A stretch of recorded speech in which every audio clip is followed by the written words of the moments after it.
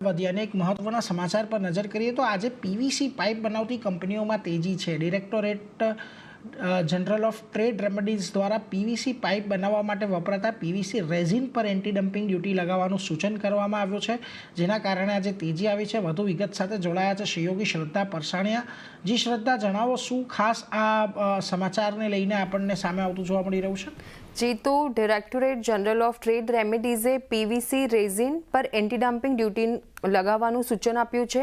Anti dumping duty PVC રેઝિનની આયાત પર લગાવવામાં આવશે અને આ 5 વર્ષના સમયગાળા માટે આ એન્ટી ડમ્પિંગ ડ્યુટી લગાવવાનું સૂચન કરવામાં આવ્યું છે. હવે આનાથી કોને ફાયદો થશે? તો astral limited, supreme industries, Finolex industries, જે આ બધી પીવીસી પાઇપ્સ બનાવનારી કંપનીઓ છે, તેને ફાયદો થતો જોવા મળશે, કારણ કે પીવીસી પાઇપ બનાવવા માટે પીવી રેઝિન એ સૌથી મુખ્ય રો મટીરિયલ છે.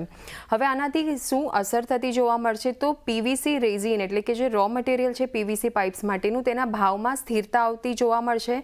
ચેનલ ઇન્વેન્ટરી સામાન્ય સ્તરે પહોંચતી જોવા મળી શકે છે અને પ્લાસ્ટિક પાઇપ ડિસ્ટ્રીબ્યુટર્સ અને ચેનલ પાર્ટનર્સ રીસ્ટોકિંગ શરૂ કરી શકશે ફરીથી. અને હાલમાં જે ભાવમાં ચઢાવ ઉતાર જોવા મળ્યા હતા, પ્લાસ્ટિક પાઇપ કંપનીઓને તેની અસર પડતી જોવા મળી હતી અને કંપનીઓ ડીસ્ટોકિંગ જે કર્યું હતું તેના લીધે વોલ્યુમ પર પણ અસર જોવા મળી હતી.